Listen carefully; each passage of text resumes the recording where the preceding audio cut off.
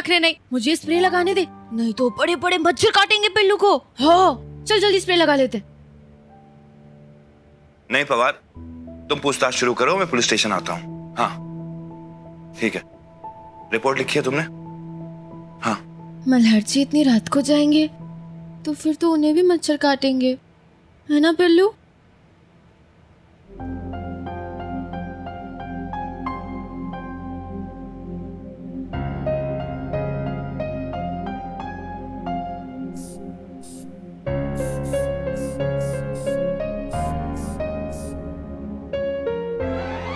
क्या कर रही हो? वो मल्हार जी ये स्प्रे लगाने से ना मच्छर नहीं काटते, इसलिए मैंने ये स्प्रे लगाया ताकि पिल्लू को मच्छर ना काटे। तुम कहना चाहती हो कि मेरी वर्दी पे स्प्रे लगाने से मोक्ष को मच्छर नहीं काटेंगे? हाँ हाँ हाँ हाँ हाँ वही लॉजिक है ना मल्हार जी। देखिए मैं आपको लॉजिक समझाती हूँ। अगर मच्छरों ने आपको काटा और उन्हें आपका खून टेस्टी लगा, अच्छा लगा, तो फिर तो वो पिल्लू के पास ही जाएंगे ना उससे काटने के लिए, उसका खून चूसने के लिए, क्योंकि आपका और पिल्लू का खून तो सेम है, इसलिए।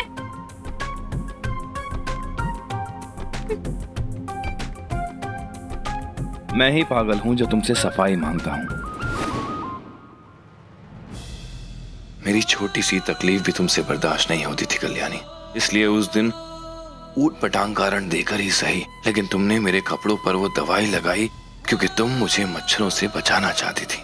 चिंता थी तुम्हें मेरी। सुसाइड नोट मिल गया, ये रहा मेरा सुसाइड नोट। जिसे मैंने हमेशा एक बेटे जैसा माना, उसी के हाथों अपनी मौत होते हुए नहीं देख पाऊंगा मैं। मल्हार ने मुझे धमकी दी है कि वो तब तक मुझे मारता रहेगा जब तक मेरी जान ना निकल जाए।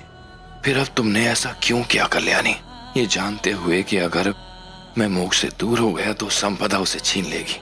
ऐसा कैसे कर सकती थी तुम कल्याणी? नहीं आई, हो ही नहीं सकता। वो हैंडराइटिंग आजूबा की नहीं है। नहीं कल्याणी, मैं चेक करवा चुका हूँ, वो लिखावट अप्पा की ही थी। लेकिन काका फिर भी मैं वो चिट्ठी दोबारा देखना चाहती हूँ, और मेरी मल्हार जी के कांस्टेबल से बात हो चुकी है। वो किसी भी तरह आज रात मुझे पुलिस स्टेशन के अंदर लेके जाएंगे और मैं वो चिट्ठी दोबारा देख पाऊंगी। उसी बहाने मल्हार जी से भी मुलाकात हो जाएगी। लेकिन आई, यहाँ से निकलने में तुम्हें मेरी मदद करनी होगी।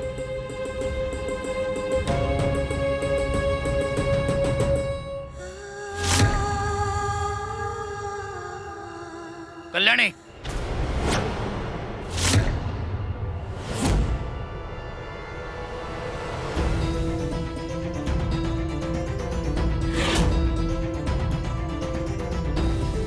अंदर चलो।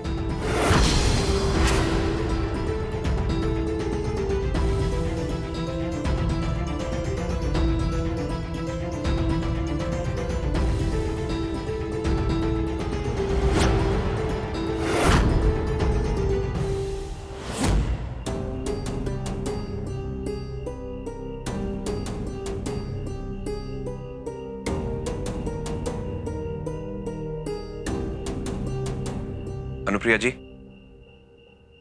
आपने अभी तक मेरे सवाल का जवाब नहीं दिया। मैं सिर्फ अपनी बेटी की खुशी चाहती हूँ और कुछ नहीं।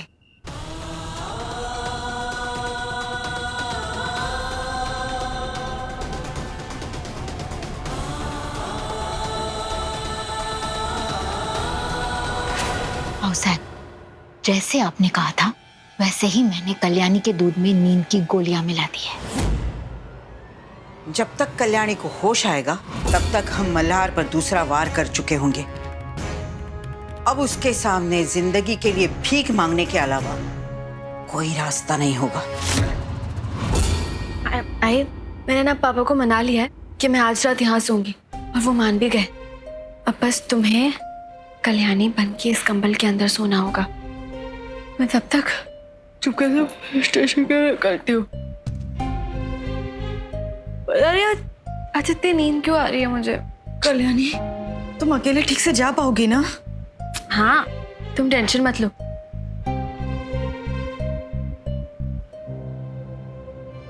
मैं मैनेज कर लूंगी। आओ साहब। दादा, आओ साहब, आपने कल्याणी के दूध में नींद की गोलियां मिलवाई? उसे कुछ हो गया तो? वो बेटी है मेरी, इस घर की बच्ची है वो। दादा आप परेशान मत होइए, मैंने सिर्फ 2 नींद की गोलियां मिलाई है, उससे कुछ नहीं होगा। देखना वो सुबह बिल्कुल स्वस्थ और तंदुरुस्त होकर उठेगी। नहीं, आप लोगों ने अच्छा नहीं किया। कल्याणी,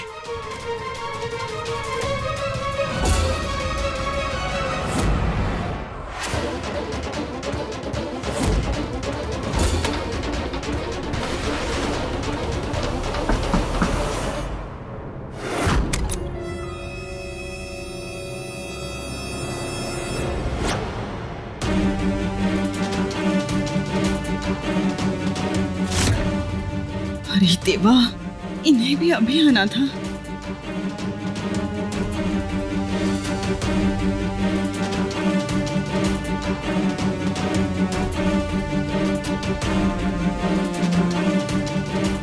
कल्याणी,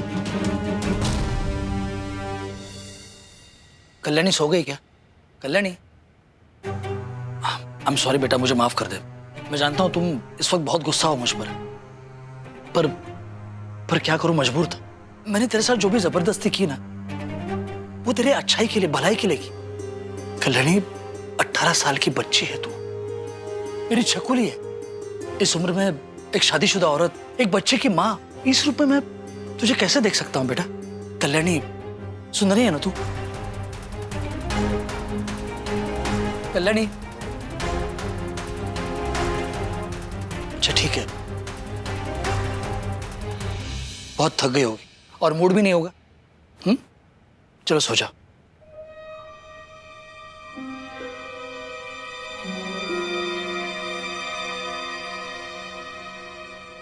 कल्याणी, आज एक बात का भरोसा देता हूं तुझे। अब मैं इस घर में आ गया हूं ना, कोई भी घर वाला तेरे साथ बुरा पेश नहीं आएगा। आज आओ साहब ने चोरी से तेरे दूध में नींद की गोलियां मिला दी थी।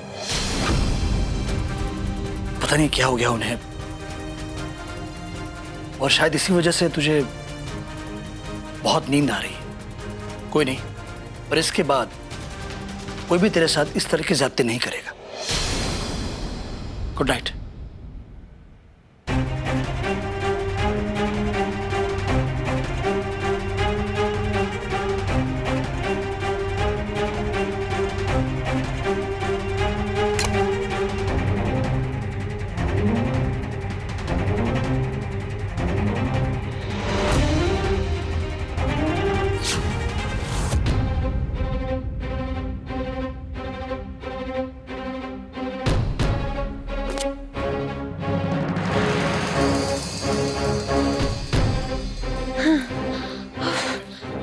Thank you.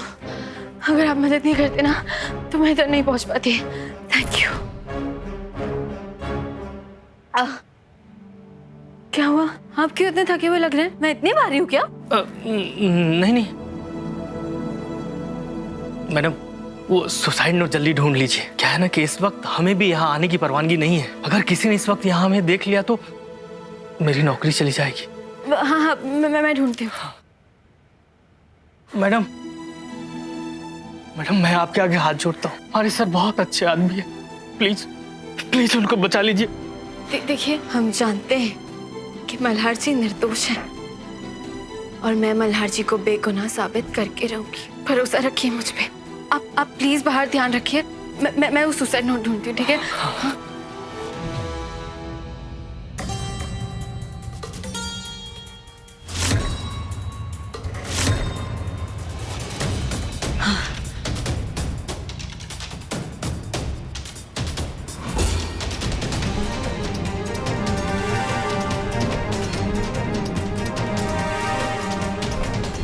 पता नहीं मुझे नींद क्यों आ रही है। अभी तो मुश्किल से 11 बजे होंगे।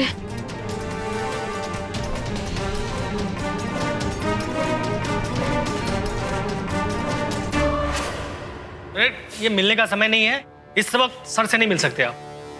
पहले अपने बड़े साहब को फोन करके पूछो, फिर बोलना।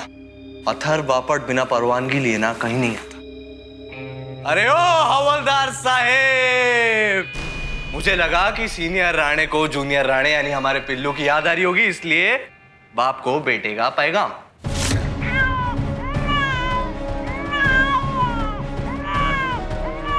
क्या हुआ मोक्षो?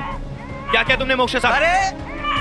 अरे अरे अरे राणे साहब, 1 लाख रुपए का फोन है राणे साहब। तुम्हारे 2-3 महीने की तनख्वाह तो आराम से जाएगी। क्या कर रहे हैं आप लोग मेरे बच्चे के साथ? मेरे बच्चे का बाल भी बाका हुआ ना। अरे मल्हार राणे, जरा चुप। एक बार देखो कहाँ खड़े हो तुम। ऐसे पिंजरे के अंदर ना शेर की तरह दहाड़ते हुए शोभा नहीं देते। पिंजरे में बंद एक चूहे की तरह। और वैसे भी तुम कर भी क्या लोगे? एक काम हो सकता है मल्हार राणे, अगर तुम अपने घुटनों पर बैठकर हाथ जोड़कर गिड़गिड़ाते हुए रो और रहम की भीख मांगो तो शायद मैं और राव साहब तुम्हारे हक में जरूर सोच सकते हैं।